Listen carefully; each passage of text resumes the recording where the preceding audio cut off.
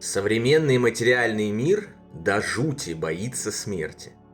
Эта тема низведена до мусорного уровня, ей присвоен разряд табу, от нее уклоняются всеми возможными силами до самого конца, когда становится поздно что-либо обсуждать и узнавать о ней. Страх смерти является причинами конфликтов, войн, агрессии, ненависти, насилия и преступлений, лжи, бездумного накопления капитала и посвящения этому всего своего существования, деградации отдельно взятых личностей и всего общества в целом.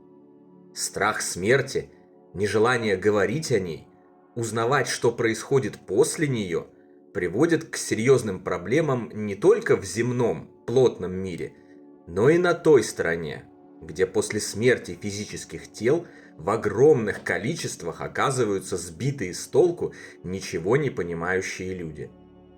За годы земной жизни они ничего не узнали о процессе умирания, не изучили, что происходит, когда сердце перестает биться, а кровь поступать в мозг.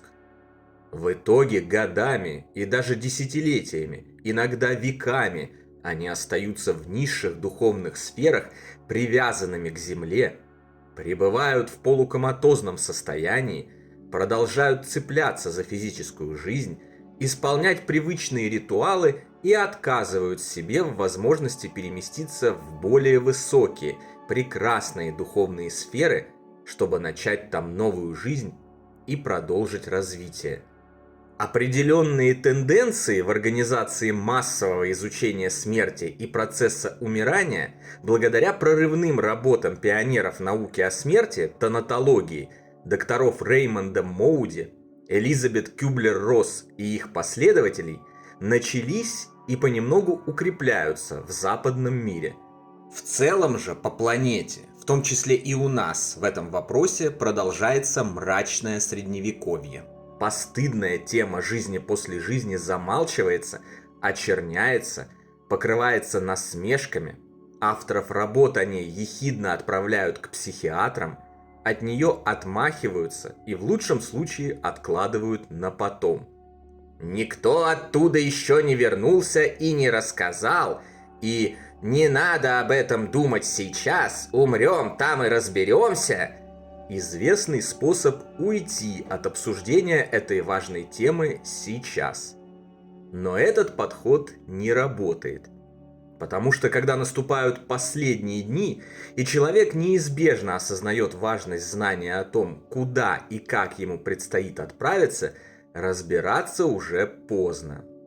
Он бы мог проделать свой посмертный путь с комфортом, избежав большинства трудностей, осознанно и с пониманием, что происходит, как и почему, кого он во время этого путешествия встретит и что делать, чтобы не оказаться в аду. Вместо этого люди всеми силами отмахиваются от предлагаемого им знания, как некоторые дети отмахиваются от вкусных, полезных и разнообразных блюд, требуя каждый день на завтрак, обед и ужин давать им только макароны с сосисками или пироженки с тортиками. Но в конце концов, как бы это ни было печально, но спасение утопающих в первую очередь дело рук самих утопающих. Так было всегда. Не являются исключением и нынешние времена.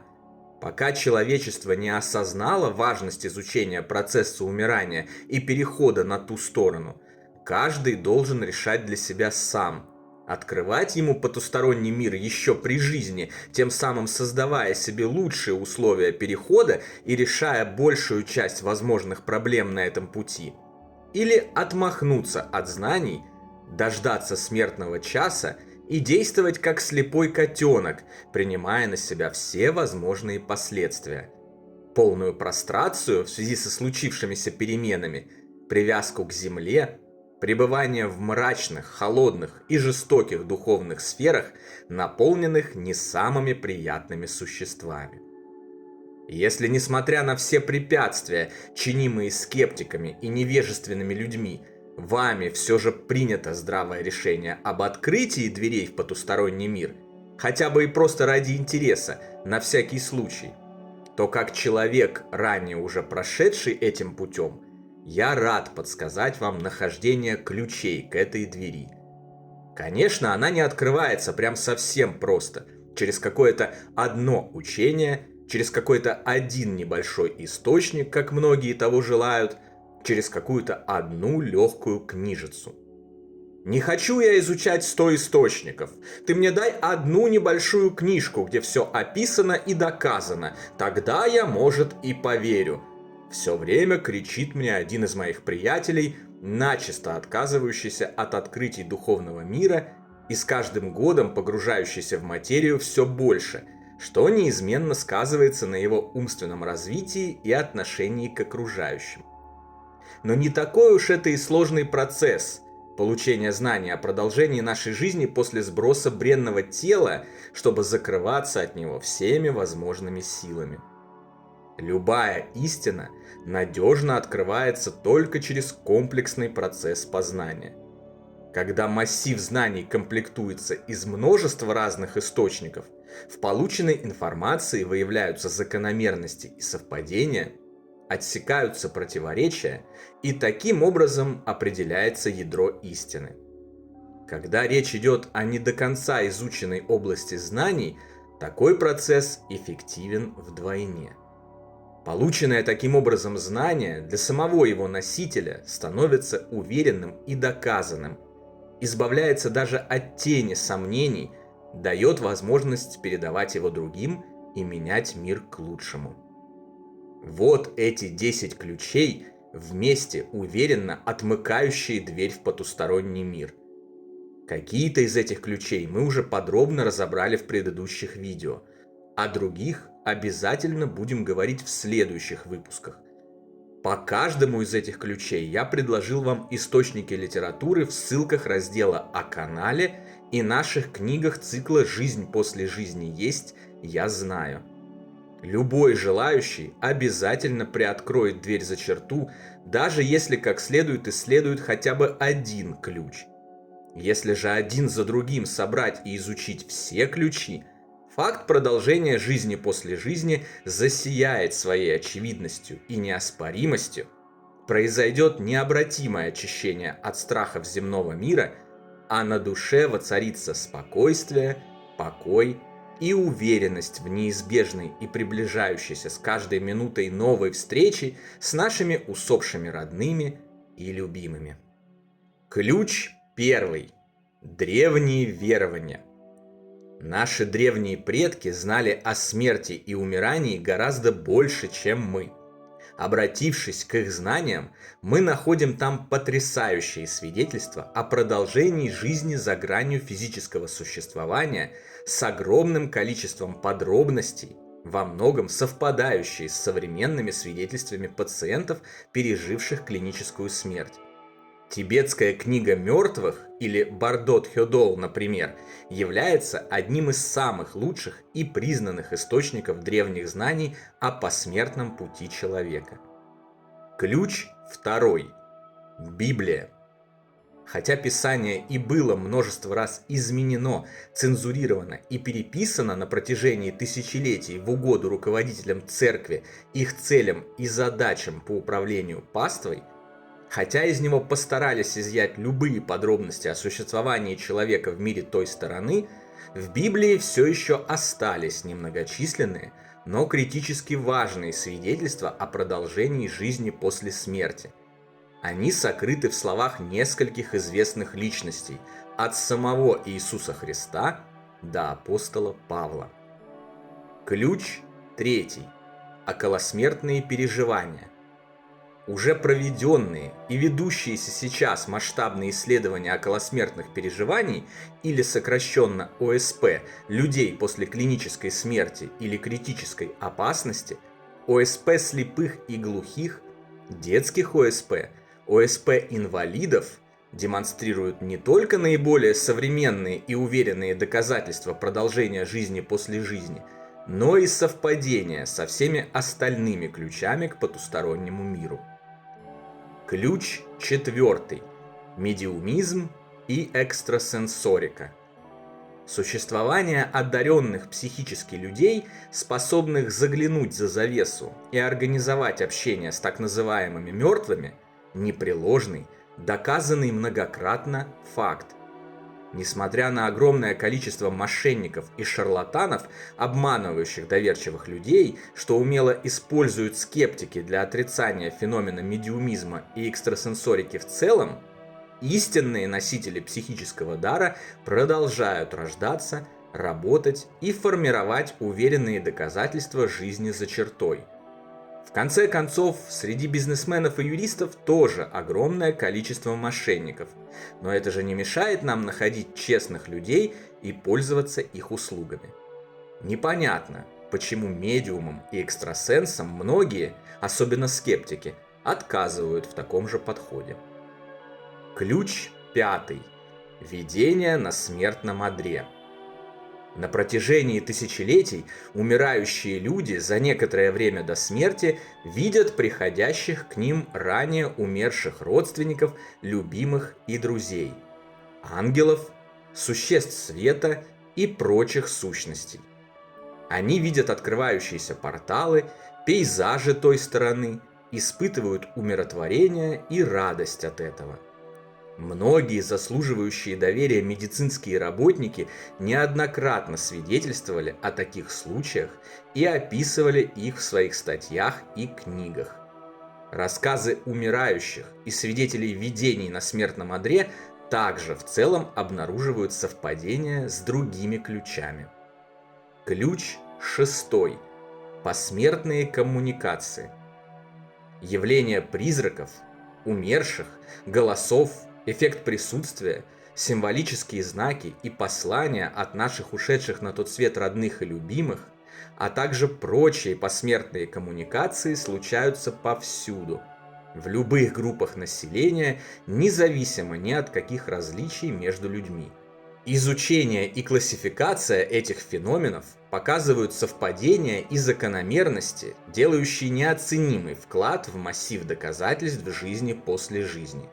Мой собственный опыт показал абсолютное совпадение с опытом и доказательствами, полученными множеством других людей и исследователей. Ключ 7. Инструментальная транскоммуникация. Несколько десятилетий назад люди выяснили, что мертвые могут связываться с живыми посредством различных электрических приборов, магнитофонов, компьютеров, радио и так далее. Голоса с того света, которые случайно зафиксировал Фридрих Юргенсон в 1959 году, привели к созданию и развитию целой отдельной области изучения потустороннего мира.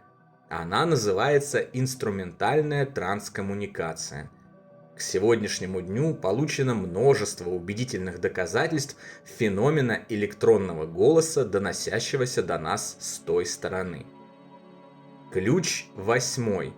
Осознанные сновидения.